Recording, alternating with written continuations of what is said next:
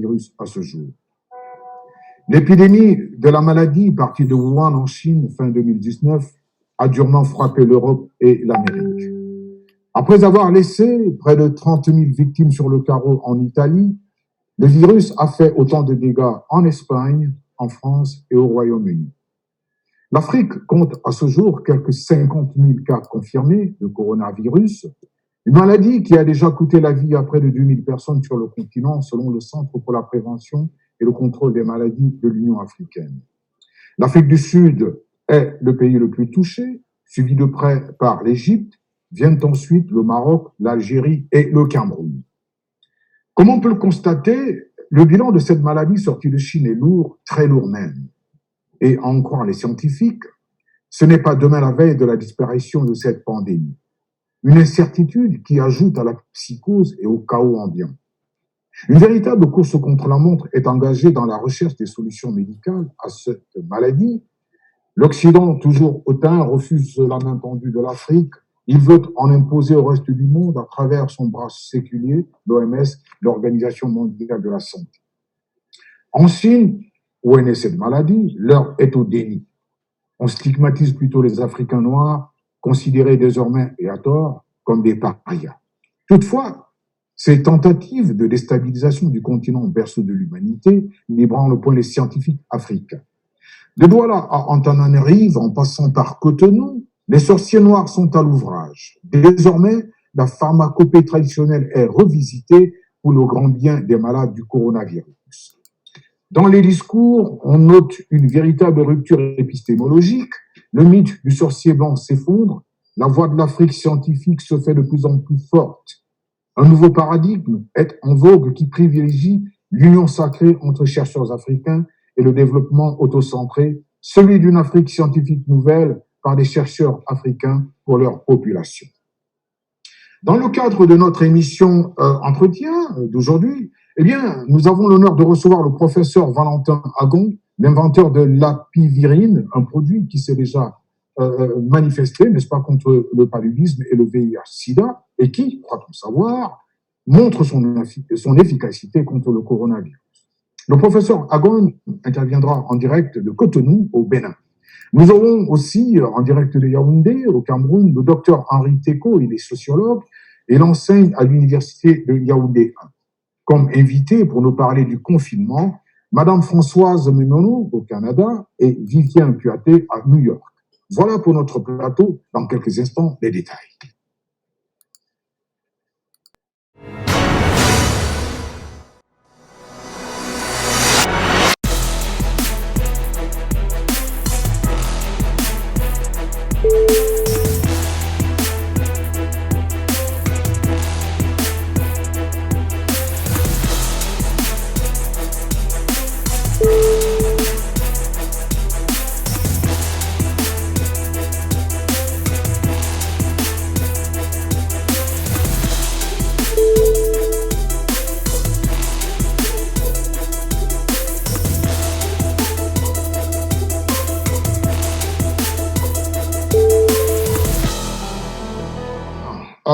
Merci une fois de plus d'être sur Média 2 Africa. Comme je vous l'ai annoncé tantôt, nous allons commencer cette émission en discutant avec le professeur Valentin Agon qui intervient depuis Cotonou. Bonjour professeur et merci d'être parmi nous.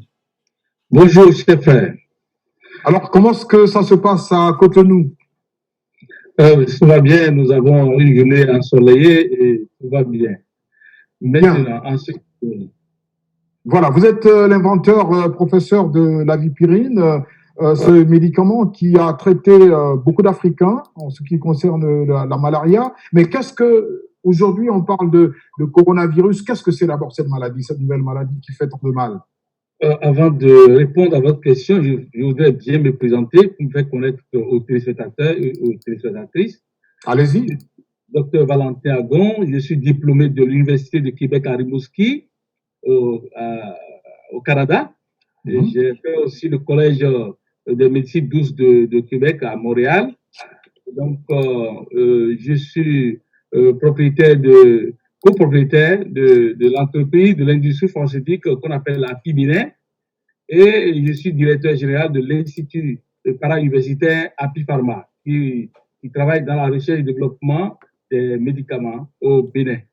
Et voilà, je suis expert de l'OMPI, je travaille sur 23 pays avec Dr Elangui de l'OMPI en Suisse pour former les Africains dans un cadre qu'on appelle CATI, le Centre d'appui à la technologie et à l'innovation.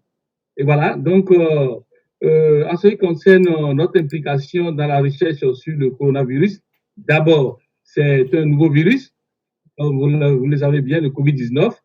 Et ce virus qui est parti de la Chine et qui a parcouru rapidement le monde a attaqué aussi le continent africain.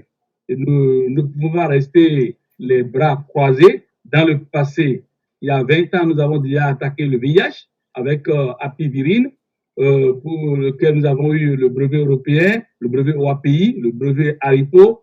J'ai aussi déposé une demande de brevet au Canada.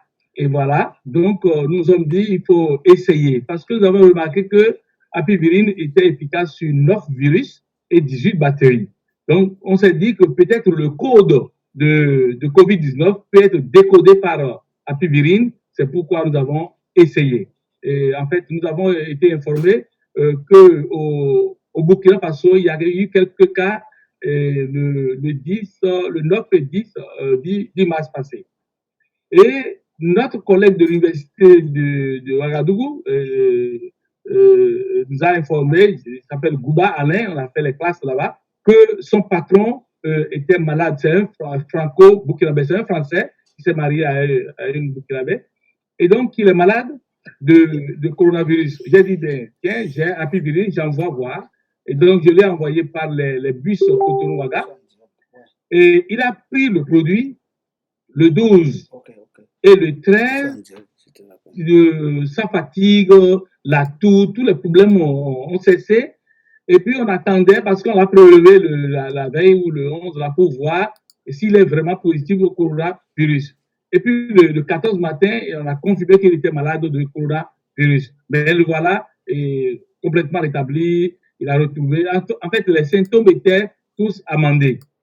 Il a retrouvé son énergie et puis on s'est dit, tiens, donc j'ai dû prendre le premier avion le 14 mars pour me rendre au Burkina Faso et j'ai écrit à mes anciens professeurs parce que je fus diplômé de l'université de Ouagadougou qui est maintenant baptisée Kizerbo. Donc j'ai dû demander rapidement à mes professeurs comment nous allons faire. On a contacté le ministre de la Santé, Madame le ministre de la Santé et puis le ministre de la Recherche pour pouvoir les rencontrer. Ils nous ont orientés vers le coordonnateur de la réponse au coronavirus au Burkina Faso, professeur Ouedraogo Martial. Il a quitté ce poste avant-hier, selon ce que j'ai appris. Et puis le professeur Ouedraogo Sylvain, qui est lui coordonnateur de l'Institut de la recherche en sciences de la santé à Ouagadougou. Donc, j'ai rencontré rapidement ces deux professeurs. Et puis, le ministre nous a rencontrés le lendemain pour savoir de quoi il s'agissait. Et donc, je lui ai exposé au professeur Maïga, qui est ministre de la Recherche et de l'Enseignement supérieur et de l'Innovation au Burkina Faso. Et donc, il a dit, si c'est ça, nous allons mettre un comité technique en place. Le comité technique était mis en place. Pendant ce temps, tous les malades qui apprenaient qu'il y avait tel produit demandaient. Et donc, nous, on se rendait au portail des malades, on déposait les produits au portail et on part et ils viennent, on les appelle au téléphone et ils venaient chercher le produit pour pouvoir l'utiliser. Et puis toujours, comme dans le cas du français, le lendemain, les symptômes sont amendés et puis c'est comme ça. Le protocole est écrit, le gouvernement burkinabé a accepté de financer les études, a émis le premier chèque et donc on devait commencer à travailler quand des ennemis, des gens tapis dans l'ombre. On commence pas à attaquer le produit de gauche à droite. Professeur Angon, voilà, lorsque je vous écoute, il y a, c'est vrai, cette opposition par rapport à l'efficacité de votre médicament. Je veux dire, comment donc convaincre non seulement la communauté internationale, mais aussi le consommateur averti de ce que la guérison des malades du coronavirus qui ont pris l'Apivirine, votre produit, n'est pas un fait du hasard ou alors pure coïncidence. Parce que nous le savons, pour qu'une étude clinique soit valide, il est préférable de faire une étude randomisée aveugle ou alors doublement aveugle. Quel type de protocole avez-vous mis en place pour ça? Nous avons mis un protocole d'études cliniques randomisé, phase 3. Et puisqu'on parle beaucoup de chloroquine, nous avons décidé et fait deux comparaisons. La première comparaison, apivirine et les traitements, les directives nationales de traitement que la Burkina Faso a mis en place, c'est-à-dire quoi? Donner de paracétamol, baisser la température, traiter les maladies selon les symptômes. C'était la directive au départ. Et donc, pendant 2 semaines, comparer, parce que l'infection à coronavirus peut être guérie sans traitement. Et donc, il faut voir est-ce que le nombre par rapport aux guéris par rapport aux directives nationales et le nombre de personnes guéries par rapport à apivirine dans un premier temps et dans un deuxième temps, comparer apivirine et chloroquine. Voilà ce qui est adopté par les Français un peu en vogue dans le monde. Donc, l'objectif, c'est de mesurer l'activité antivirale de apivirine. Dans le cadre de apivirine, le traitement se fait en 3 jours. En 3 jours, normalement au 4e jour, le test par PCR de COVID-19 doit être négatif. Et donc, en 1 semaine, le traitement doit finir. 3 jours, c'est suffisant pour que le traitement soit fait. Et donc, nous avons non seulement fait des essais de façon informelle au Burkina avant de mettre le système en place. Nous avons essayé en France, à l'hôpital de Orléans, il y avait des malades là-bas. En Italie aussi, nous avons envoyé à plusieurs malades à travers le monde qui ont utilisé, même en Amérique.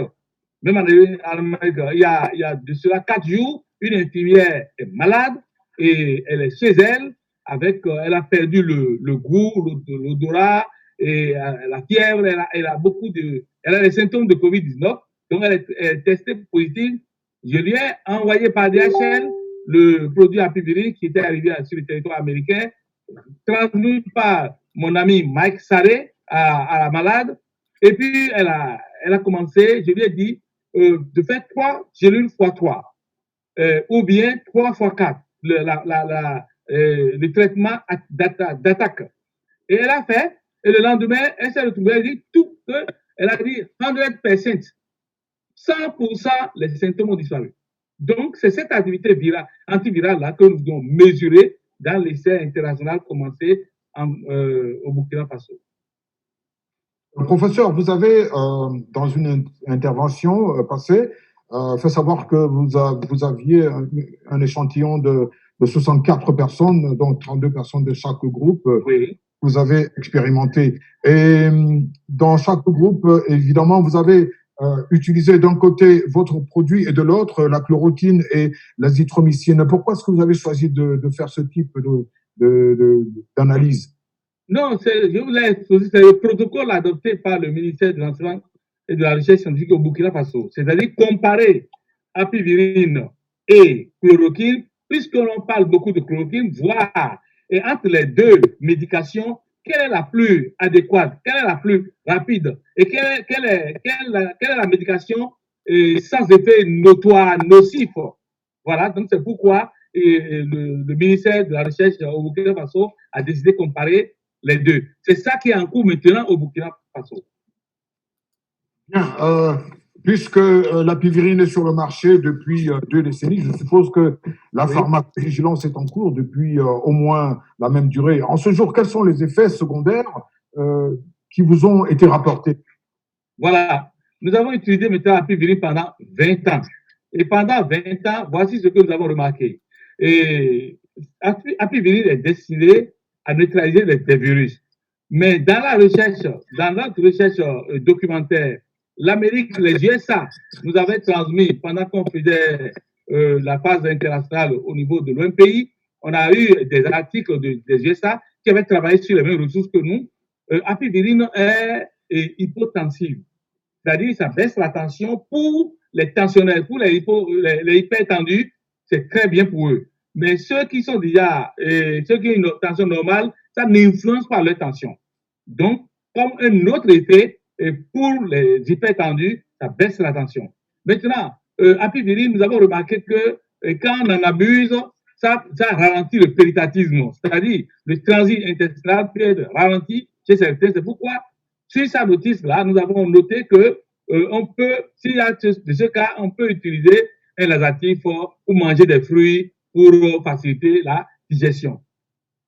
On va revenir à vous tout à l'heure, le temps pour la régie, n'est-ce pas, de passer quelques messages, n'est-ce pas, le temps de revenir sur ce plateau de Média 2 Africa. À tout à l'heure. Par rapport à Corona, nous sommes là, on se bat aussi comme ça, avec les masques que le gouvernement nous a prescrits, on se bat aussi comme ça. Mais les autorités qu'ils ont mis dehors, ils n'accomplissent pas franchement leur mission puisque ils sont là, tu viens, on arrête les citoyens par rapport aux masques, mais eux les arnaquent, quand ils disent qu'on va rester 1 mètre d'écart, on prend les citoyens, on les met dans les voitures, il y a zéro sécurité entre eux, je n'ai pas le masque, tu n'as pas le masque, l'autre n'a pas, mais on les prend tous en réunis sur place, ce n'est pas normal. Et on demande qu'ils vont payer 6 000. Où va les 6 000? Le gouvernement normalement devait ouvrir un amende là comme ça et puis ils ouvrent une caisse que quand tu arrêtes, on te donne le compte, tu déposes cet argent là-bas. Puisque c'est un mangeoire qu'on donne sur les autorités, c'est tout ce que moi je peux dire. Oui, je comprends parler de corona. C'est une maladie, bon, c'est une épidémie qui est arrivée dans le monde entier. Bon, pour éviter le corona, il faut se protéger, comme je me suis protégé. Bon, si c'est à la mosquée, il faut qu'on se loigne de 1 mètre, 1 mètre et demi. Voilà, pour éviter le corona. Government has given the order that people should be putting a mask on their faces to protect the coronavirus. But for me, as I'm in the car, I'm alone. That is why you are seeing me without the mask on my face. Un virus qui fait des ravages, donc ça met vraiment les gens mal à l'aise. Bon, on essaie juste de suivre les instructions gouvernementales et aussi de l'OMS, l'Organisation mondiale de la santé. Présentement, on ne peut qu'attendre que des mesures d'accompagnement de la part du gouvernement. C'est un virus qui est en train, c'est une pandémie qui est tombée dans le monde entier aujourd'hui et qui est en train d'amener des êtres humains à très peur, qui tuent. Mais des hommes ne valorisent même pas cette pandémie par rapport au fait qu'ils pensent que ce n'est pas la réalité, que ce qui se passe c'est du boucan, ou c'est peut-être une fabrication, quelque chose qu'on a fabriqué, mais tel n'est pas le cas. Le corona qu'on dit là, ça existe par rapport au fait que c'est des choses qu'il faut la vivre. Donc sur ce plateau de Média 2 Africa, mesdames et messieurs, nous sommes en compagnie du professeur Valentin Agon en direct de Cotonou qui nous parle justement de son invention, la Vipirine, un médicament qui hier soignait le paludisme, la malaria et aujourd'hui, semble-t-il, soigne le coronavirus. Nous allons tout de suite faire un tour du côté de quelques personnes, n'est-ce pas, quelques Camerounais qui vivent le confinement parce que c'est une des règles de cette maladie. Pour l'éviter, on a conseillé le confinement. Nous allons tout de suite du côté du Québec où nous attend sûrement Madame Françoise Mbarga. Bonjour Madame, vous êtes avec nous? Allô, bonjour Madame. Bonjour, docteur Watonsi. Bonjour à tous ceux qui nous écoutent. Bonjour, professeur. Et bonjour à notre compatriote à New York. Voilà, comment vous allez? Comment ça se passe du côté du Québec, ce confinement? Bah, écoutez, ça se passe plutôt bien. Moi, je travaille en ressources humaines au ministère de la Justice du Québec. Et moi, j'ai commencé à être confinée 2 semaines après tout le personnel parce que nous devions nous assurer en premier que notre personnel est en sécurité et capable de travailler à distance. Donc moi, je suis confinée depuis le 23 mars dernier et tout se passe plutôt bien. Ça va, j'écoute ce qu'on me dit parce que je sais que j'ai vu des personnes qui me sont proches mourir de cette maladie. Et je sais que ce n'est pas un jeu, même si certaines personnes défient les recommandations. Moi, je sais que ce n'est pas un jeu et je fais très attention. Je peux vous dire que mes enfants font la même chose. Ma fille vit à Toronto où elle étudie et elle reste chez elle. Elle a ses cours à distance, donc elle reste chez elle et elle suit les instructions. Mon fils qui est avec moi à la maison travaille parce qu'il travaille dans une épicerie. Donc, les gens doivent continuer à manger, donc il continue à travailler, mais il fait extrêmement attention et son employeur s'assure que tous ceux qui viennent travailler sont en sécurité.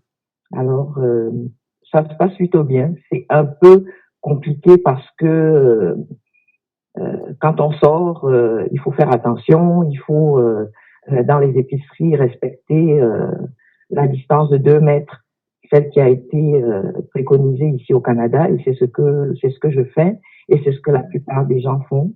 Donc ça se passe plutôt bien. Ok, Madame Barga, une question, évidemment, de temps en temps, vous vous occupez de vos parents au Cameroun. Lorsque vous prenez des informations par rapport à ce confinement, par rapport à la gestion justement de cette crise au niveau du Cameroun, qu'est-ce qu'on vous dit? Qu'est-ce que les membres de votre famille vous disent? Bah, écoutez, certains membres de ma famille, mes parents principalement, eux, ils sont à la maison, ils ne bougent pas. Ils sont censés aller au village pour être plus en sécurité. Les passages à la maison ont été réduits parce que mes 2 parents ont plus de 70 ans. Donc, nous, leurs enfants qui sommes à l'étranger, avons particulièrement insisté sur le fait d'éviter les allées et venues à la maison comme ça se faisait avant. Donc, à ce niveau-là, ça va. Maintenant, pour ce qui concerne ma belle famille, j'ai parlé à certaines personnes et j'ai été un peu découragée parce que les gens se moquent. Les gens me disent, oh, écoute, Corvinala, c'est pour vous. Je dis non, ce n'est pas pour nous, c'est pour tout le monde. C'est pour tout le monde. Il y a des gens qui meurent au Cameroun, ça veut dire que le virus est au Cameroun et ça veut dire qu'il peut atteindre tout le monde. Moi, ma principale inquiétude en réalité, c'est que quand quelqu'un décède, est-ce qu'on prend la peine de tester toutes les personnes qui étaient autour? Est-ce qu'on retrace les personnes que cette personne a rencontrées dans les 15 derniers jours ou dans les 3 semaines avant? Je ne suis pas sûre que c'est fait. Et ça, c'est ça qui m'inquiète le plus. Et la tendance que les gens ont à fuir. S'ils ont été en contact avec quelqu'un qui a le COVID-19, au lieu d'aller à l'hôpital ou de se signaler, ils s'enfuient. Et en s'enfuyant, ils emmènent le virus avec eux et ils le partagent partout. Moi, c'est ça ma principale inquiétude au Cameroun. Maintenant, les autorités ont fait ce qu'elles pensent devoir faire, mais pour moi, ce n'est pas suffisant. Il est important de pouvoir retracer les gens qui ont côtoyé, les gens qui sont morts. Il est important de les tester et il est important de s'assurer que ces personnes ne retournent pas dans leur famille sans être sous traitement ou au moins isolées pendant un certain nombre de jours pour s'assurer que la maladie ne continue pas. Voilà. Merci beaucoup. Je crois que nous allons revenir sur vous, professeur Agon, pour nous dire un peu comment ça se passe du côté du Bénin, parce qu'au Cameroun déjà, on a essayé d'ouvrir la porte, n'est-ce pas, à certaines libertés. Par exemple, les bars vont ouvrir désormais, n'est-ce pas, ça va recommencer à fonctionner au Cameroun et les boîtes de nuit. Je ne sais pas comment ça se passe du côté du Bénin, comme j'ai dit, vous allez nous en parler tout à l'heure. Donc, en attendant, nous allons faire un tour du côté de New York où nous attend Vivien Kuaté. Vivien Kuaté qui, je crois, a approché, n'est-ce pas, cette maladie et qui nous en parle. D'autant plus que New York, c'est l'épicentre, n'est-ce pas, aux États-Unis de cette maladie. Alors, Vivien, le confinement, comment ça se passe du côté de New York? Oui, bonjour Jean-Marie, merci. Merci de me passer la parole. Merci de m'inviter pour cette émission. Pour ce qui est du coronavirus et du confinement ici à New York, déjà il faut comprendre qu'est-ce que la ville de New York. La ville de New York, c'est un peu comme le carrefour du monde. Vous voyez, bon, moi ça fait 10 ans par exemple que je suis à New York. Je peux vous garantir que j'ai rencontré des gens venant de partout, de tous les coins du monde. Je dis bien de tous les coins. Par exemple, tous les pays africains, j'en ai pratiquement rencontré au moins un ressortissant. Donc, à partir de là, vous comprenez la philosophie, vous comprenez l'esprit du New-Yorkais. Bon, le confinement, moi, j'ai arrêté pratiquement de sortir, de travailler, c'était le 16 mars. Donc, ça fait pratiquement 1 mois et demi aujourd'hui. La ville de New York est pratiquement aux arrêts.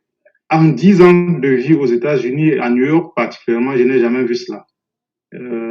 Ça veut dire, ça montre le sérieux, ça montre le risque qu'on court quand on est dehors, quand on est exposé.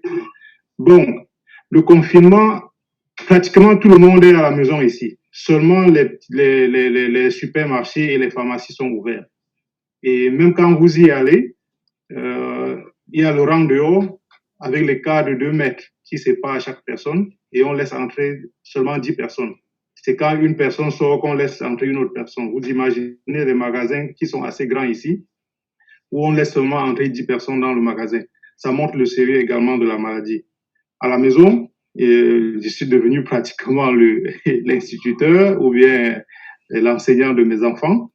Et vous voyez, donc ça nous rapproche déjà, bon, ça c'est le côté positif de cela, ça nous rapproche beaucoup plus de nos enfants, puisque ici on est habitué à être toujours dehors, toujours en train de courir, on revient à la maison, généralement c'est les babysitters qui regardent les enfants. Bon, ça nous rapproche de nos enfants. Mais ce que je vais dire aux Africains, et je dis bien à tous les Africains qui sont sur le continent, c'est de prendre cette maladie très au sérieux, de prendre cette pandémie très au sérieux. Autour de moi, j'ai 7 personnes qui ont été atteintes du coronavirus ici à New York. Parmi les 7 personnes, une personne a été placée sur assistance respiratoire. Et Dieu merci, il s'en est sorti. Et quand je vois comment est-ce que les gens se comportent, par exemple, au Cameroun, ça m'inquiète énormément. Ça m'inquiète énormément parce que je me rends compte que les gens ne respectent pas la distance, les gens ne respectent même pas on peut même pas dire confinement parce que c'est pas réellement le cas là-bas. Bon, mais les gens ne respectent même pas le port du masque. Même si le gouvernement a décidé que tout le monde doit porter le masque, les gens ne respectent pas cela. Vraiment, c'est une grosse désolation pour nous qui vivons à l'étranger.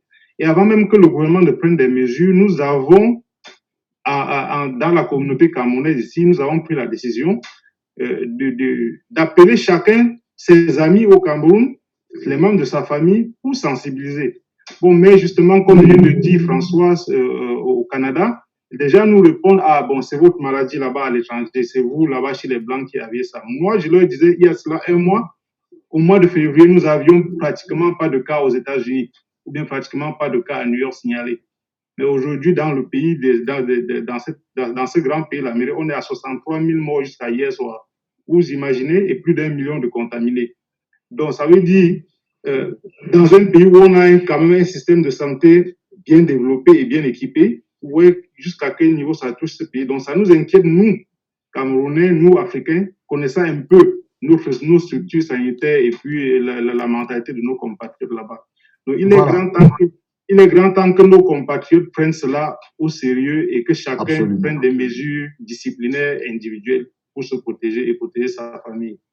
Absolument. Merci beaucoup, Vivien. Nous allons, dans quelques instants, avoir une petite idée de l'attitude des uns et des autres au Cameroun. Nous avons promené notre caméra dans la ville de Douala et je crois que la régie va nous faire vivre, n'est-ce pas, ces quelques instants dans les secondes qui suivent. Par rapport à Corona, nous sommes là, on se bat aussi comme ça avec les masques que le gouvernement nous a prescrits, on se bat aussi comme ça. Mais les autorités qu'ils ont mis dehors, ils n'accomplissent pas franchement leur mission puisque ils sont là, tu viens, on arrête les citoyens par rapport aux masques, mais eux les en a, quand ils disent qu'on va rester 1 mètre d'écart, on prend les citoyens, on les met dans les voitures, il y a zéro sécurité entre eux, je n'ai pas le masque, tu n'as pas le masque, l'autre n'a pas, mais on les prend tous en réunis sur place, ce n'est pas normal. Et on demande qu'ils vont payer 6 000. Où va les 6 000? Le gouvernement, normalement, devait ouvrir un amende là, comme ça, et puis ils ouvrent une caisse, que quand tu arrêtes, on te donne le compte, tu déposes cet argent là-bas. Puisque c'est un mangeoire qu'on donne sur les autorités. C'est tout ce que moi je peux dire. Oui, je comprends parler de Corona. C'est une maladie, bon, c'est une épidémie, c'est une épidémie qui est arrivée dans le monde entier. Bon, pour éviter le corona, il faut se protéger, comme je me suis protégé. Bon, si c'est à la mosquée, il faut qu'on se loigne de 1 mètre, 1 mètre et demi. Voilà, pour éviter le corona. Government has given the order that people should be putting a mask on their faces to protect the coronavirus. But for me, as I'm in the car, I'm alone. That is why you are seeing me without the mask on my face. Un virus qui fait des ravages, donc ça met vraiment les gens mal à l'aise. Bon, on essaie juste de suivre les institutions gouvernementales et aussi de l'OMS, l'Organisation mondiale de la santé. Présentement, on ne peut qu'attendre que des mesures d'accompagnement de la part du gouvernement. C'est un virus qui est en train de... C'est une pandémie qui est tombée dans le monde entier aujourd'hui et qui est en train d'amener des êtres humains à très peur, qui tuent. Mais des hommes ne valorisent même pas cette pandémie par rapport au fait qu'ils pensent que ce n'est pas la réalité, que ce qui se passe, c'est du boucan, ou c'est peut-être une fabrication, quelque chose qu'on a fabriqué. Mais tel n'est pas le cas. Le corona qu'on dit là, ça existe par rapport au fait que c'est des choses qu'il faut la vivre. Il faut voir des gens qui ont été touchés par cette pandémie pour accepter que oui, c'est réalité. Déjà, on nous a fait peur qu'il faut se désinfecter, il faut se laver les mains. Et bien après avoir lavé les mains, il faut désinfecter après 2 heures de temps. Et il faut mettre le masque. Et en dehors de mettre le masque, il faut rester à une certaine distance considérable face à tous ceux dans des attroupements. Le Covid-19, c'est vraiment un virus mondial. On souhaite, par la grâce de Dieu, puisqu'on prie beaucoup, c'est le moment de prière pour nous. Mais nous vivons très mal. Pour éviter les phénomènes, bon, on respecte les confinements qu'on a prescrits. Donc c'est mondial. Mais si tu sais que c'est mondial, ce n'est pas tellement au Cameroun. Nous respectons, à 17 on arrive les marchés, on rentre. Et on respecte comme les autres les marchés.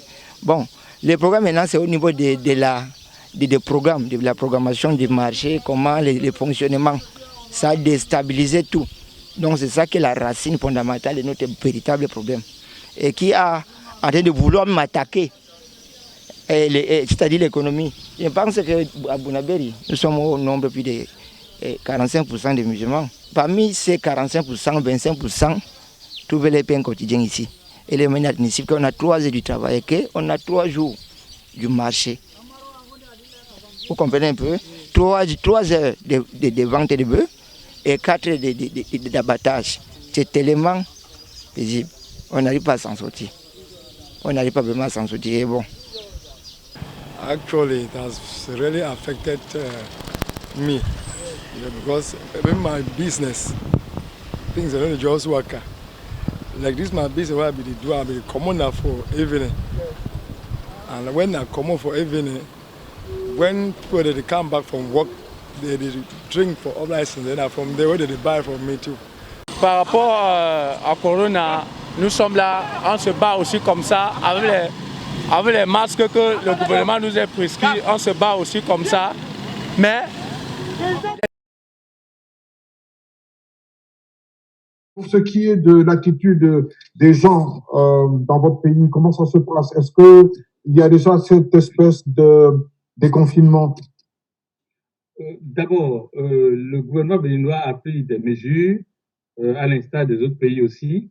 Si dans une région, un cas de Covid-19 est déclaré, on sait que la personne infectée aurait contaminé peut-être autour de lui. Donc, tous les contacts, on les prend, on les met en quarantaine, on observe 14 jours. Cette mesure qui est une mesure d'observation. Et s'il y en a d'autres qui sont contaminés, on les prend en charge en même temps. Et c'est comme ça, et cette région est isolée. C'est comme ça que Cotonou, qui a été le lieu où il y a plus de cas, a été coupé à une hauteur de 100 km du centre. Oui, oui. Et puis, ainsi de suite, ainsi du côté de l'Ouest et de l'Ouest aussi, de l'Est aussi, c'est-à-dire par rapport au Nigeria, par rapport au Togo. Cotonou est encerclé, la région du Sud est encerclée, coupée des autres jusqu'à ce jour. Hein, avant de quitter la zone, il faut vraiment avoir une raison et le préfet doit vous donner un document pour sortir de la région et on doit savoir par quel véhicule vous allez où, pourquoi.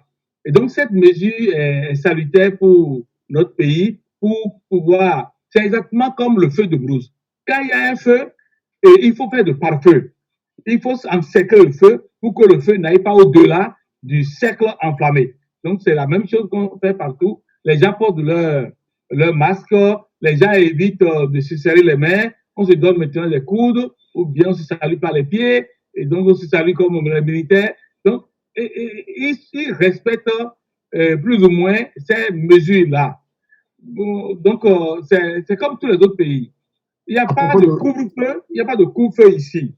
Mais les restaurants, les lieux de jouissance, de mouvement sont fermés. Mais les gens ne sont pas mécontents. Ils savent que c'est pour le bien. J'ai fait Burkina avant de revenir ici à Cotonou le 31 mars. Et j'ai remarqué qu'au Burkina, il y avait le couvre-feu. Donc, les gens étaient mécontents. Et parce que bastonné après 19 heures par des militaires, tout ça là. Et le gouvernement burkinabé a dû repousser jusqu'à 21 heures et il y a de l'accalmie. Le peuple a pris conscience qu'il y a quelque chose de sérieux parce qu'il voit à la télé, surtout sur France 24, le nombre de morts. Comment on enterre et on fait des piles de 3 personnes à New York, tout ça là, ça a fait peur à tout le monde. Seulement, la psychose de départ a diminué. Parce que les médias occidentaux disaient que les rues seront jonchées de morts, les gens vont mourir à gauche et à droite, les maisons seront remplies de cadavres, mais on n'a pas eu ce cas.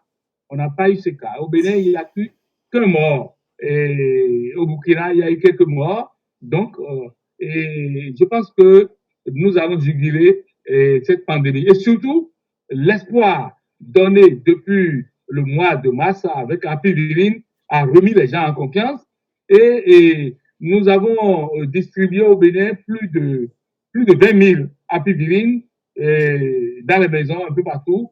Au Burkina, j'avais remarqué que j'avais amené 329 Apivirine au Burkina quand j'allais là-bas pour essayer. Et partout, les gens demandaient, on donnait pour pouvoir évaluer, apprécier. Et nous avons remarqué qu'il y avait beaucoup de malades dans les maisons au Burkina Faso. Nous avons dû même signaler aux autorités que tous les malades n'étaient pas déclarés. Évidemment, aujourd'hui, ils sont très nombreux. Il y a beaucoup de malades. Il y avait des étudiants qui étaient revenus de Canada avec le mal, qui ont été contaminés dans l'avion. En tout cas, c'est ce qu'elle a dit, hein, la fille que j'ai vue, c'est ce qu'elle a dit. Donc, il y a eu des étrangers qui sont rentrés, des nationaux mais qui étaient à l'étranger et qui étaient revenus avec la maladie, mais qui ne faisaient pas la température pour être détectés par le système qu'on a mis en place à l'aéroport. Donc, comme le temps d'incubation de cette maladie, c'est 2 semaines, c'est pendant les 2 semaines ou après les 2 semaines que les gens sont malades chez eux. Et donc, tout mort aujourd'hui doit être suspect. On doit aller prélever dans la gorge du cadavre s'il y a de virus COVID-19 ou non. Sinon, on peut ignorer ces cas et toute une maison, toute une concession, toute une famille pourrait être contaminée. Donc, à Cotonou, oui, professeur, vous avez évoqué il y a quelques instants le discours alarmiste qui faisait de l'Afrique, n'est-ce pas, un terrain de prédilection de cette maladie avec tout ce que ça allait entraîner comme dégâts. Mais qu'est-ce qui, selon vous, fait qu'on n'ait pas eu autant de morts en Afrique? Qu'est-ce qui explique cela? Vous croyez qu'il n'y a que l'Apivirine? Non, je pense que il y a en Afrique là, on prévoyait l'hécatombe, une mort massive en Afrique, puisqu'on sait que nous avons un système solide en matière de santé, on sait que nous n'avons pas d'hôpitaux, on sait que nous avons peu de médecins et on pensait que nous allons mourir comme des mouches. Mais c'est le contraire. C'est en Occident qu'il y a eu l'hécatombe. Et ici, il y a plusieurs hypothèses. Une première hypothèse était liée à la température. On disait que le virus ne survit pas à la température élevée. Voilà que nous, on vit dans plus de 30 degrés. Au Burkina, ils sont proches de 40 degrés. Et donc, moi, j'ai douté un peu, hein, parce qu'au Burkina, la fille qui est revenue du Canada et d'autres cas que j'ai vus, le Français qui était contaminé, il n'était pas en Europe avant d'être contaminé. Il était de l'église, d'une église, et dont le réseau était contaminé. Donc, rapidement, il a été contaminé et il a contaminé toute sa famille. Mais au Burkina, c'est plus de 30 degrés, 35 degrés. Mais le virus a pu quand même contaminer tout ce monde-là. Donc, l'hypothèse de température doit être vérifiée. La vérification peut se faire aussi sous l'angle de l'été. À ce moment maintenant, en Europe, on dit que les cas diminuent parce que ils rentrent dans la période de l'été. Donc, la température s'élève un peu plus qu'avant. Et peut-être que c'est vrai, et on ne confirme pas sans avoir vérifié. Mais en dehors de ça, moi, je pense que peut-être qu'au niveau des Africains, il y a une certaine immunité, une certaine prédisposition immunitaire, on ne sait pas. Parce que même aussi des gens malades dans une maison, peu de personnes sont contaminées à la suite de cette personne contaminée. Il y a peu de personnes qui sont contaminées. Mais pourquoi nous, chercheurs, des médecins, des professeurs, des chercheurs vont chercher à savoir comment cela se fait et pourquoi. Et donc, il y a beaucoup d'interactions, mais heureusement qu'il n'y a pas eu hécatombe en Afrique. Mais ce qui est important, c'est quand il y a un feu, c'est l'éteindre qui doit être l'objectif. Voir le feu, l'ampleur du feu, ça brûle bien, l'incendie là brûle bien la forêt, ce n'est pas ça qui doit nous préoccuper. Comment faire pour éteindre le feu? Et nous avons toujours en Afrique attendu une réponse à nos problèmes depuis l'Occident. Mais voilà l'Occident dans le pétrin de Covid-19. Et l'Occident attend que l'Afrique soit le lieu de l'hécatombe. Et c'est pourquoi rapidement, nous avons commencé à chercher à résoudre ce problème. Mais curieusement, l'accueil que nous avons attendu de notre apivirine là n'est pas. Parce que en Afrique, on veut toujours que l'Occident nous envoie quelque chose. On veut que l'Occident nous apporte des solutions à nos problèmes, au lieu de résoudre nos problèmes par nous-mêmes et pour nous-mêmes, comme le disaient les Cheikh Anta Diop et les Sankara. Je pense que c'est un tort que nous faisons. Pour moi, l'hécatombe ne doit pas avoir lieu en Afrique. Il faut utiliser les solutions africaines pour barrer la voie à cette pandémie de coronavirus. Vous êtes, comme qui dirait, pratiquement pris entre deux feux. D'un côté, les scientifiques occidentaux qui ne vous prennent pas au sérieux, hein, c'est une façon de parler. Oui. Quelle a été la réaction des chercheurs africains à propos de votre produit? D'abord, j'ai été très bien accueilli au Burkina Faso. Moi, puisque le premier cas était au Burkina, il n'y avait pas de cas au Bénin. Et donc, arrivé au Burkina, j'ai eu l'accueil du ministère de la Recherche, et puis on s'est mis ensemble, les chercheurs m'ont entouré, et je leur ai exposé l'apivirine avec tous les documents, avec tous les brevets. Professeur, oui, vous nous avez déjà parlé de l'accueil qui vous a été réservé par le Burkina. Oui. Que ça veut dire des autres chercheurs africains? En Côte d'Ivoire, j'ai contacté le doyen de l'UFR Pharmacie, c'est-à-dire le professeur Kofi Amman. Aussitôt, il a dit, si vous avez une solution, proposez-la. Et je lui ai envoyé un carton de 100 apivirine et il a mis en place un système, un protocole pour pouvoir essayer. Au Togo, j'ai contacté des gens là-bas. Ils ont aussi reçu des cartons de apivirine.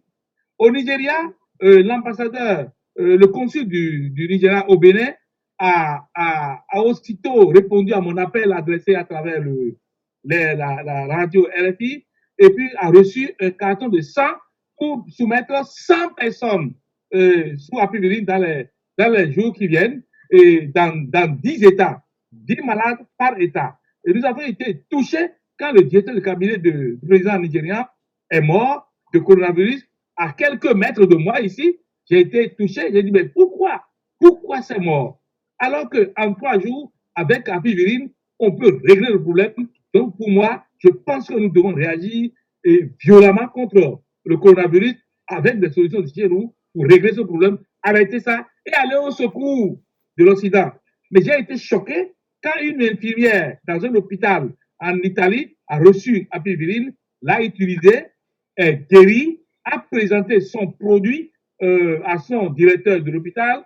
Le directeur de l'hôpital lui a dit quoi? Ça vient d'Afrique. Mais si jamais on déclare cela, on va enrichir l'Afrique. Pourquoi l'Afrique va nous aider? Je préfère les morts qu'une solution africaine. Et ça m'a choqué. Et à l'hôpital de Orléans en France, le franco-ivoirien qui a été traité par apivirine avec sa fille, avec son garçon, est rendu négatif après 3 jours de traitement. Il a été voir ses traitants, ceux qui le traitaient, et il a exposé apivirine. Et là, il a eu un bon accueil. Parce que la dame qui l'a reçu lui a dit oui, nous avons déjà utilisé apivirine contre le VIH. Et on peut essayer de voir. Mais elle est restée juste au niveau de la parole. Jusqu'ici, un protocole n'est pas encore mis en place à l'hôpital d'Orléans en France. Professeur, que pensez-vous du chercheur congolais Jérôme Mouniangui et sa découverte à partir de l'artémisia? J'ai vu ça et j'apprécie vraiment parce que nous devons essayer d'apporter des solutions à gauche et à droite et résoudre ce grand problème de coronavirus ici en Afrique. Est-ce que vous avez essayé de le contacter pour travailler en équipe? Et nous avons demandé à notre équipe de Burkina Faso que faire. Mais un président africain a décidé d'importer la solution malgache et la solution béninoise pour comparer les deux. Et donc, il y a quelques jours, la radio RFI m'a appelé que le président africain veut bien comparer apivirine et le Covid organique des malgaches pour voir. Et donc, oui, je ne parle pas, professeur. Là, je ne parle pas du président africain, je parle de vous en tant que chercheur. De moi, oui. Essayez de contacter Mouniangui. Oui, nous avons décidé, au sein de notre comité à Ouagadougou, voir qu'est-ce qui se passe au niveau de Congo. Mais il n'a pas été apprécié, accepté au Congo. Il a dû partir voir le président malgache. Vous savez, la solution malgache qui a été divulguée sur l'Afrique là et sur le monde entier, moi je la salue.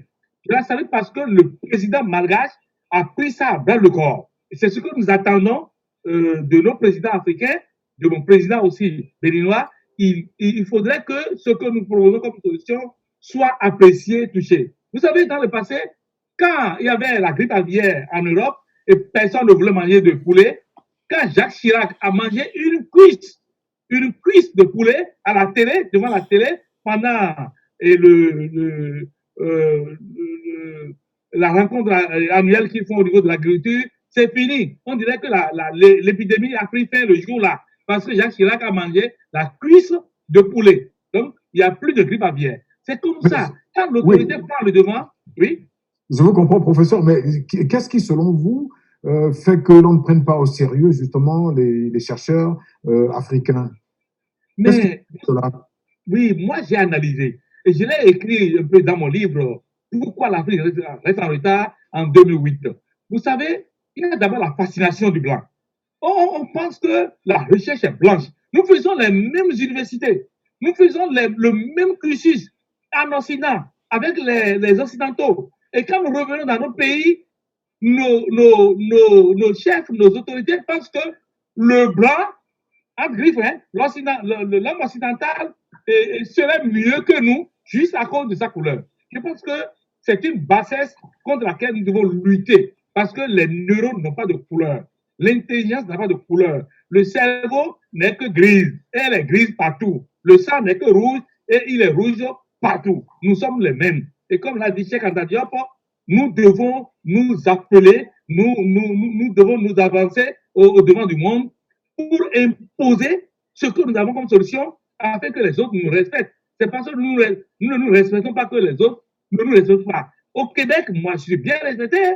À l'Université du Québec, à Rimouski, j'étais très bien respecté, très bien apprécié. Je n'ai jamais souffert de racisme au Canada. Il n'y a pas ça. Je n'ai jamais vu ça. Et donc, voilà. Tel noir, tel blanc, non.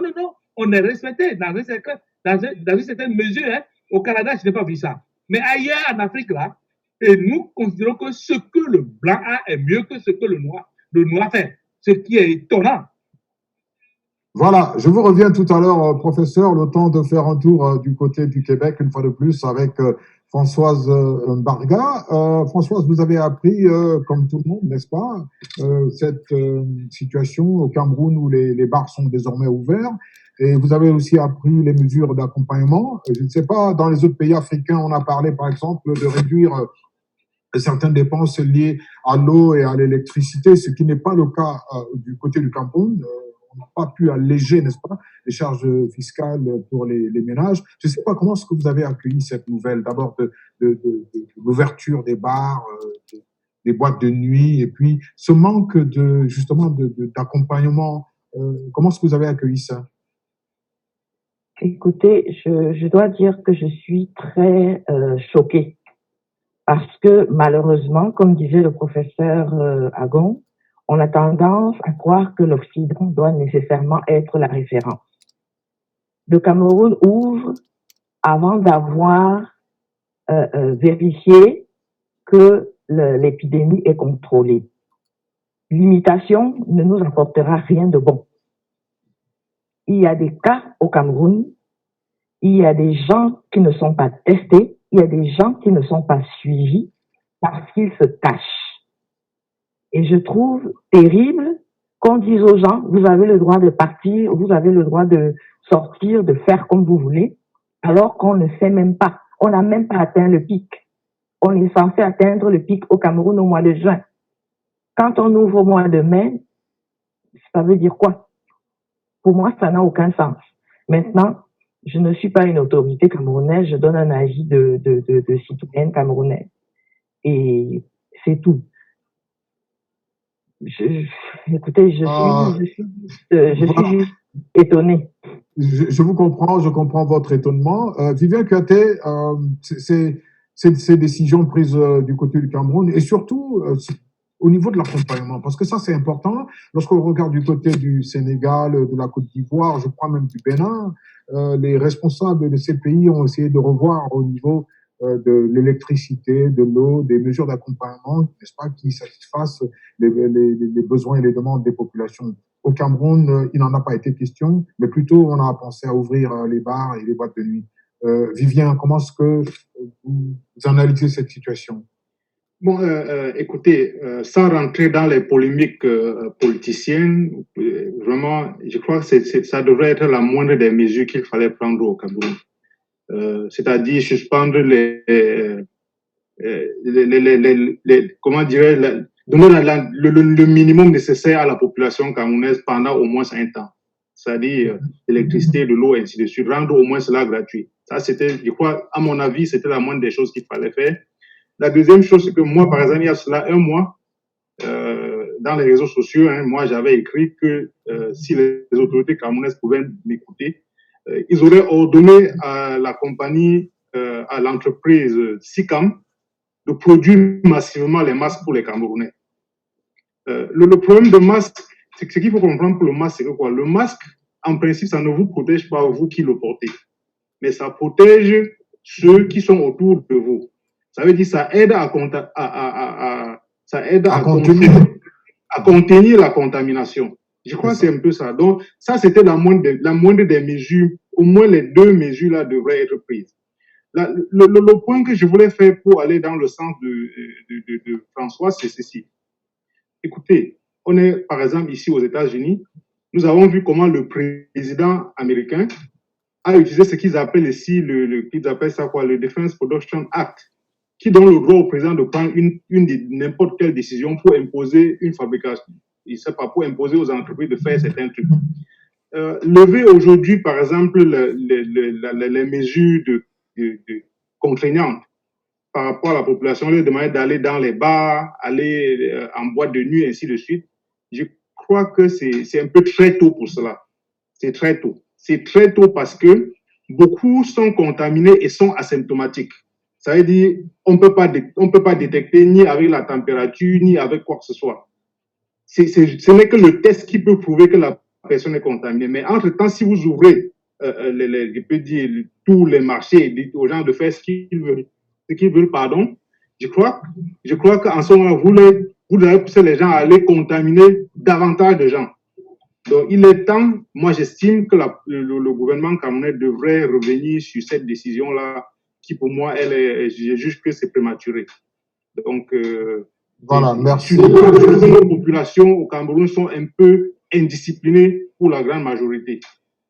C'est ça. Merci beaucoup, Vivien. Je reviens du côté du Québec avec Françoise. Ces mesures d'accompagnement, Françoise, ce manque justement d'éléments efficaces. Je pense que le gouvernement camerounais, malheureusement, a pensé que la communication tous azimuts était la meilleure façon d'aider les Camerounais. C'est bien, des capsules, des tweets du ministre de la Santé, c'est très bien, il n'y a pas de souci avec ça. Le problème, c'est que au Canada, hier, par exemple, j'écoutais le journal et les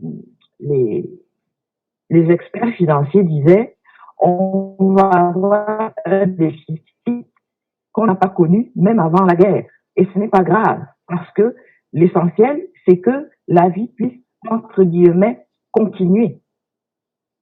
Pour que la vie puisse, entre guillemets, continuer. Qu'est-ce que ça coûtait au gouvernement camerounais de dire, par exemple, pendant un certain temps, les gens n'ont pas à payer l'électricité. Pendant un certain temps, les gens n'ont pas à payer l'eau.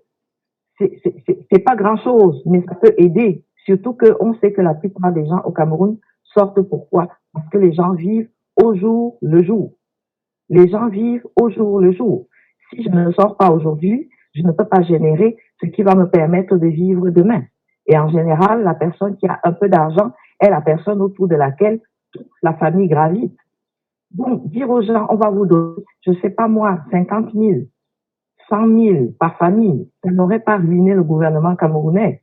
Ça n'aurait pas vidé les caisses de l'État camerounais. Mais apparemment, ils ont estimé que ce n'était pas important et pourtant c'est très important justement pour garder les gens en vie et pour permettre que les gens acceptent de rester chez eux. Parce que quelqu'un qui se dit, moi, on me donne 100 000 francs par mois, ben, je vais rester à la maison. Je n'ai pas besoin de sortir. Et si je ne sors pas, je ne risque pas de contaminer les autres. Je ne risque pas d'être contaminé et d'amener la maladie chez moi. Donc, c'est des petites choses. C'est pas grand chose. On ne demande pas de donner 300 000 à chaque famille. 50 000 francs. 50 000 francs. Juste pour que les gens puissent se nourrir. Évidemment, en parlant aux bailleurs, en disant aux bailleurs, écoutez, c'est une période difficile. Les gens ne peuvent pas nécessairement payer leur loyer maintenant. C'est des petites choses qui auraient pu aider les gens à accepter les mesures contraignantes qui leur étaient imposées. Parce que ce n'est facile nulle part. Même ici, il y a des gens qui ont perdu leurs emplois justement parce qu'ils ont été contraints de mettre leurs employés en sécurité. Ouais. Il y a des pertes dans tous les pays, dans le monde entier. Mais la vie humaine est beaucoup plus importante. Des pertes d'argent. Si tout le pays, s'il n'y a plus personne, l'argent qu'on aura va servir à quoi? Il ne servira à personne. Donc, c'est juste ça que je voulais ajouter. Voilà, vous avez, merci beaucoup, vous avez parfaitement raison. Il s'agit de faire preuve d'humanisme, n'est-ce pas, de mettre l'homme au centre de toutes nos préoccupations. Je reviens vers vous, docteur Agon.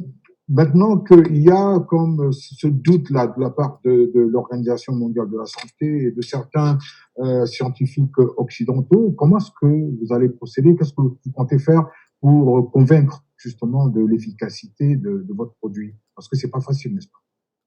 Ben, 3 mesures, 3 propositions. La première, c'est ce qui est en cours au Burkina Faso, épaulé par le gouvernement burkinabé. Tout un système est mis en place. On a les malades, on a les produits, donc on a tout pour le Burkina Faso. Et je suis très heureux, très touché par la lettre que j'ai lue, l'engagement du ministre de l'Enseignement supérieur et de la Recherche, qui a écrit au ministre de la Santé du Burkina Faso pour dire, lui, il prend en charge, il épaule tous les déconvenus, toutes les conséquences qui pourraient survenir de cet essai. C'est extraordinaire ce que le ministre a signé. Et bon, moi, je le salue. Et donc, ce système est en place et il a évolué. Nous sommes comme les sous-marins, nous travaillons en bas, il y a beaucoup de vagues en haut, nous ne faisons pas de bruit.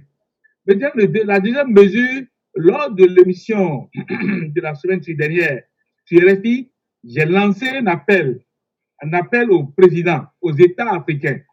J'ai demandé que chaque État exprime le besoin que je lui envoie 10 échantillons de apivirine pour y soumettre 10 patients COVID-19. Et au bout de 3-4 jours, une semaine maximum, on évalue l'état clinique des malades. Ensuite, on évalue son état de la maladie, c'est-à-dire par PCR, on le teste pour voir s'il y a encore du matériel génétique du virus dans sa gorge. Et donc, si au niveau de tout, même la moitié des États africains, une vingtaine d'États africains peuvent faire ça, ça veut dire plus de 200 personnes. Donc, ça a commencé. Je prépare maintenant le colis pour des paquets pour 8 États africains. J'ai déjà servi l'État fédéral nigérien pour 10 États à l'intérieur. Ainsi de suite. Donc, je suis en train de servir les États qui expriment ce besoin. Et donc, au bout de 2 semaines, 3 semaines, nous allons évaluer en dehors de tout cadre scientifique ce que les États ont constaté visiblement chez eux, eux-mêmes, par le ministère de la Santé. En dehors de ça, il y a des amis en Europe.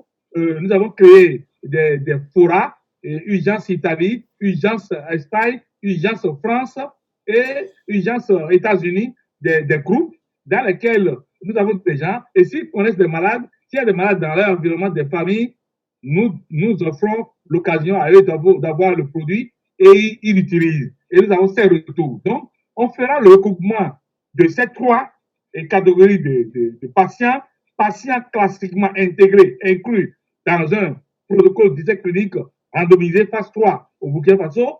Mais cet essai aussi, c'est un essai international. C'est au Bénin, c'est au Burkina, en Côte d'Ivoire et au Mali. Mais seulement les trois aussi, Maliens, Ivoiriens et Béninois, n'ont pas encore démarré, comme le Burkina Faso. Parce qu'on a besoin des experts burkinabés qui travaillent là-bas pour implanter le système dans ces 3 pays. Alors que ces 3 pays-là ont comme dispositif, si vous venez de ces pays, on vous met en quarantaine.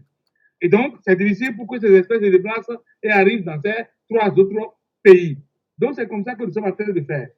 Ok, professeur, dans vos précédentes interventions, vous avez parlé d'avoir renforcé la concentration moléculaire pour frapper terriblement le Covid-19 qui fait peur. Bon, mais est-ce que vous avez fait des études pour déterminer non seulement la dose thérapeutique exacte, mais aussi la dose de toxicité? Voilà. Nous avions déjà, depuis 2007, nous avons fait les études toxicologiques et microbiologiques au laboratoire national de toxicologie au Bénin. Et la semaine dernière, on a repris toutes ces études encore dans le laboratoire burkinabé, au laboratoire national de Burkina Faso. On a repris toutes ces études, on a vérifié. J'ai les résultats ici, je peux vous les transmettre. Et apivirine est dosé à 390 mg des extraits purifiés et contenant 4 familles moléculaires principales. Et donc, ces 4 familles concentrées en 390 mg de totum purifié, extrait des plantes, n'influencent pas ni le cœur, ni les reins, ni le cerveau, ni le foie.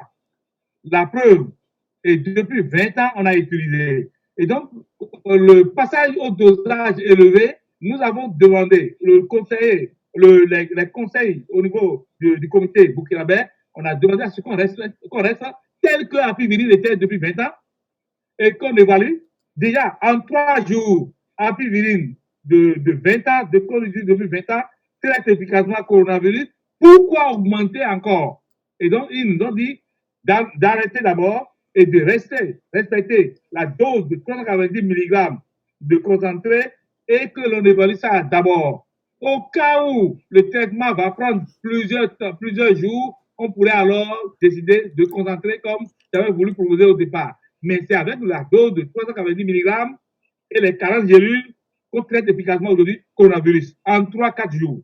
C'est un défi. N'importe quel malade, en 3-4 jours, guérisse de coronavirus. Je pense que c'est la meilleure frappe antivirale qu'on a aujourd'hui. Et les traitements, les autres, il n'y a aucun traitement qui guérit comme apivirine en 3 jours du coronavirus. Dès le lendemain, on a l'amendement des symptômes. Oui, mais je voudrais revenir encore sur la toxicité dont je parlais tantôt. Est-ce que, parce que là, il faut être clair avec le patient qui va prendre votre médicament. Est-ce qu'il n'y a pas d'effet secondaire? Effet secondaire, je vous l'ai expliqué, et chez certaines personnes, il y a le ralentissement du péristatisme, c'est-à-dire le transit, et puis c'est juste manger du fruit. Tous les malades qui sont aujourd'hui soumis à apivirine n'en parlent pas.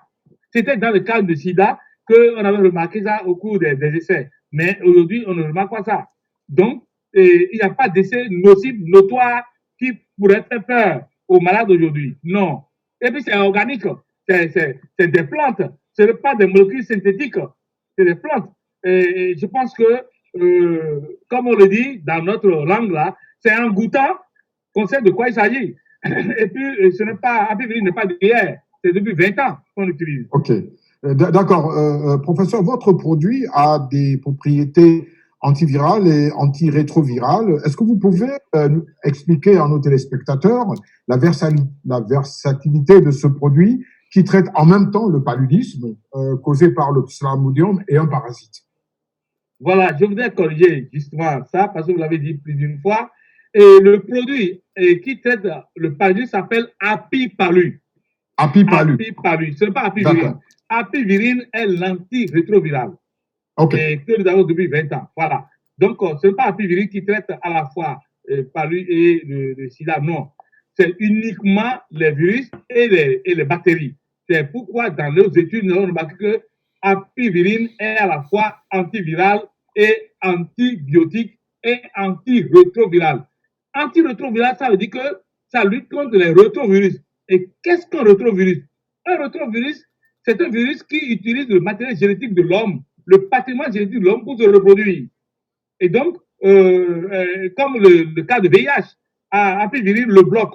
Nous avions travaillé avec l'Institut Pasteur au niveau de l'Université de Strasbourg dans les années 2004-2005 là-bas avec le professeur Aubertin, où on avait fait la culture de VIH avec des reins humains, des reins des bords, des gens qui ont donné leur organe avant de mourir.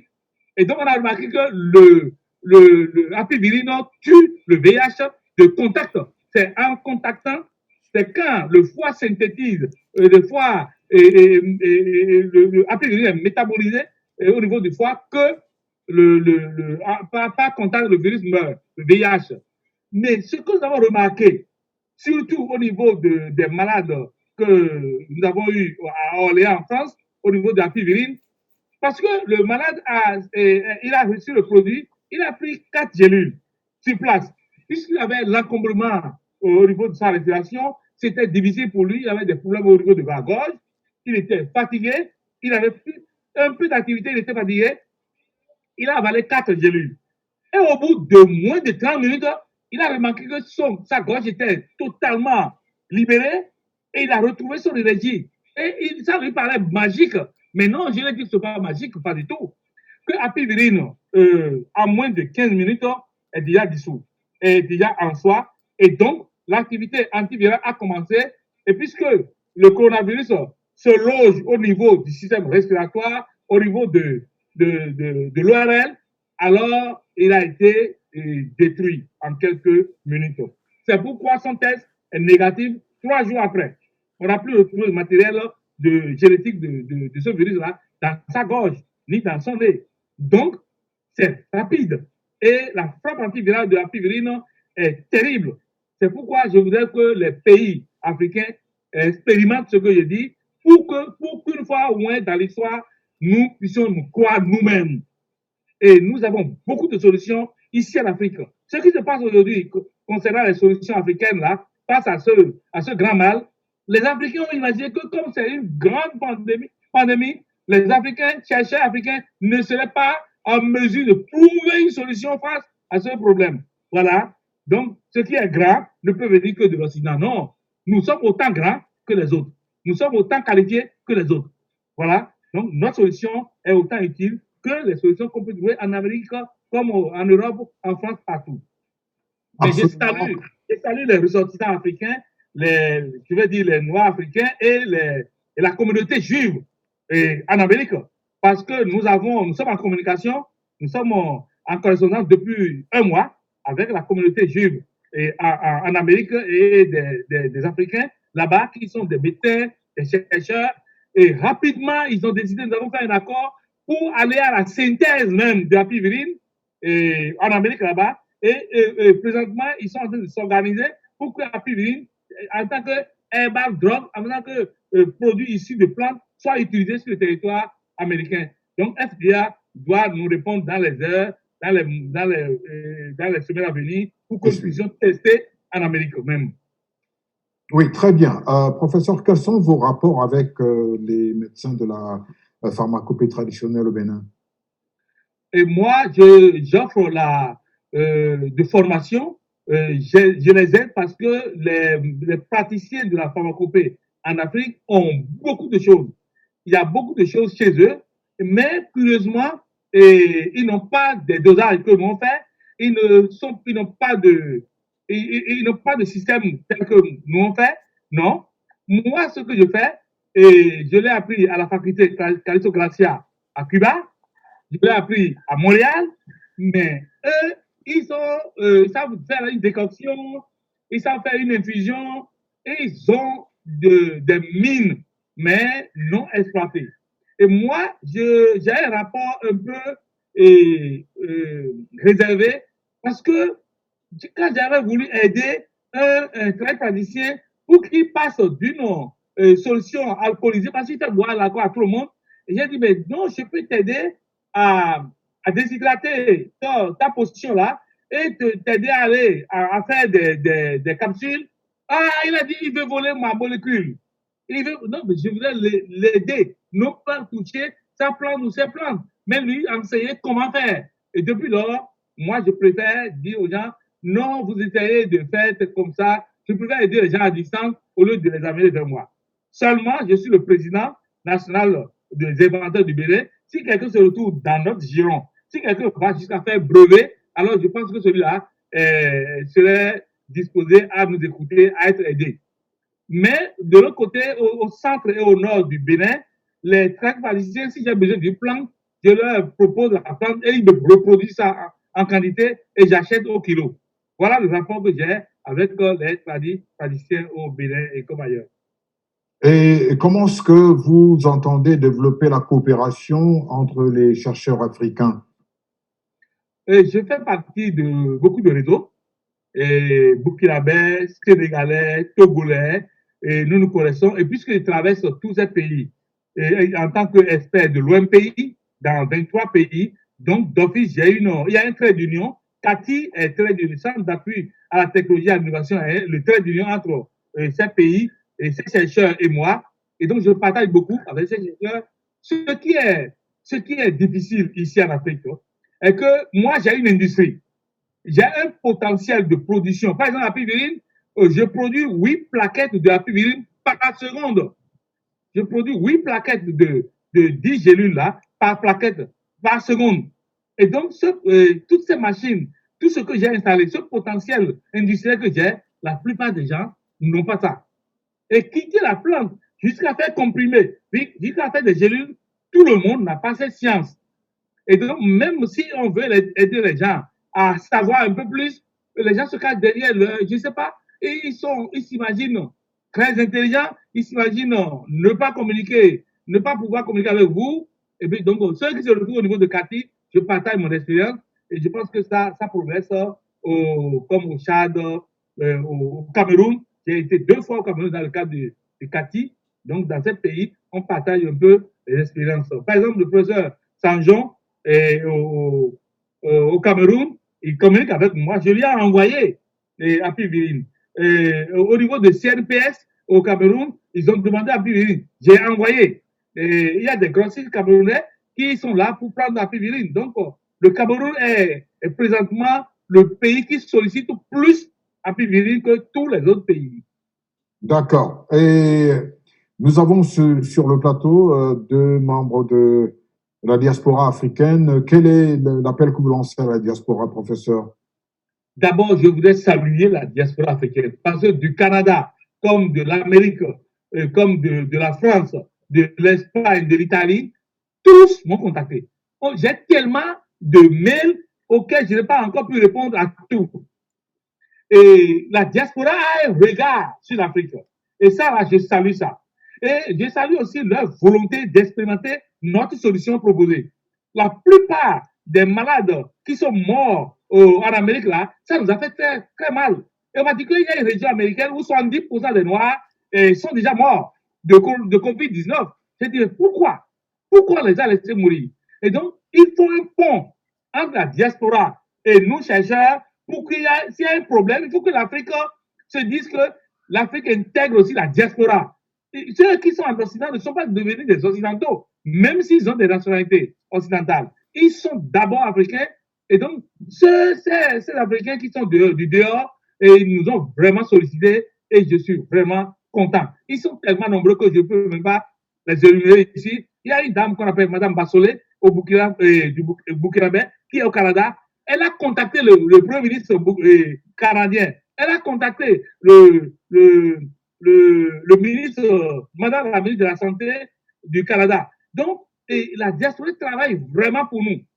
On dirait que la diaspora travaille plus que ceux qui sont avec nous en Afrique pour aller vite contre le coronavirus. Sauf le Burkina Faso où l'accueil a été vraiment spécial.